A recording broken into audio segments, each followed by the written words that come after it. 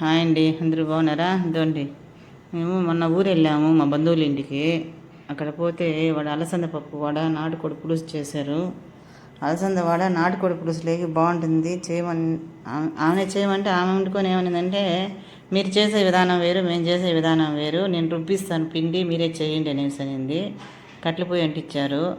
ఇదండి, ఆమె రుబ్బుకొచ్చింది, బాగా నున్నగా రుబ్బుకొచ్చింది. రోట్లోనే రుబ్బినట్లయినా రుచిగా ఉంటుందనేసి రోట్లో, మనమైతే ఇక్కడ మిక్సీకి వేసుకుంటాం లేదా గ్రైండర్కి వేసుకుంటాం కదా, వాళ్ళ చేతిని రుబ్బుతారు. ఇదండి, అట్లా పొయ్యి పెట్టి అది బాండ్లీ పెట్టి, ఇనుప బాండ్లీ అది బాగా కాలుతాయనేసి ఇనుప బాండ్లీ పెట్టారు.